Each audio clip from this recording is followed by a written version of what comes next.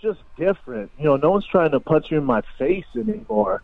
So it's, you know, don't get me wrong, I got nerves. I'm always nervous before I do stand-up, if it's, you know, especially at a theater or, you know, the other night I got, my set was between Dane Cook and Joe Rogan. Jesus. So, you know, so I'm going, and then the 2 weeks before that I went on after Chris Rock and Dave Chappelle. Mm-hmm. So that's, you know, that stuff is nerve-wracking, but it's just a different animal because I know my material. I know what works. I've trained it. I've practiced it. So, you know, you can kind of get your confidence from that. In fighting, I mean, I put all the training and I did everything I could, but, you know, it still doesn't come away feeling good sometimes. You know, that other guy across from you is going to be pretty damn good. He's going to punch you in the face. So the nerves are just different. You know, I'm proud of my career and stuff like that. I'll sit in, you know, I moved on to something else that I'm passionate about, and it's going pretty well for me. It's a successful career. But as far as the self-deprecating stuff, you know, it's more about things that guys don't talk about. You know, I've always been curious about that. And I'll see while you're in the middle of the pursuit of a belt or, you know, getting to the top, you can't really talk about this stuff because it shows a chink in your armor. So for me, I just, especially from a comic aspect, I just think it's the kind of the best way to go. No one's really talking about these things, you know, and especially on the Fighting the Kid when I was going through that Orlovsky camp and the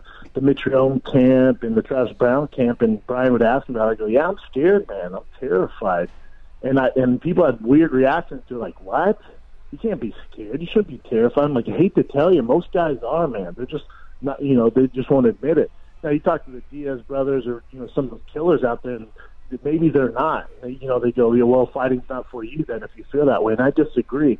I think it's natural. I think it shows a sign of intelligence because you're about to get in there, you know, in a octagon with one of the best fighters in the world. So I think it's normal to have these nerves and stuff like that. But a lot of people don't want to talk about it. So that's where I came from with that aspect of it. But as far as self-deprecating and stuff like that, you know, what are you going to do? You got this big guy on stage. I can't tell you how great I am. That's not fun. As far as getting the itch to fight, never. You know, really, you know,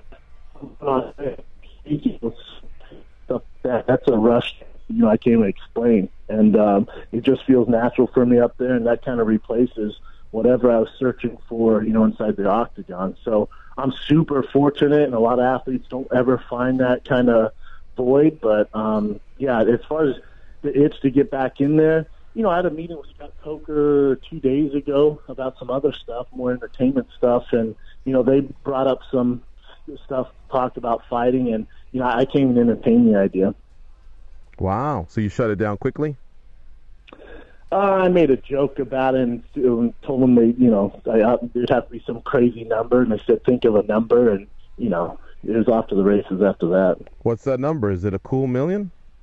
Is it a cool million? Yeah, to start. Yeah, flat.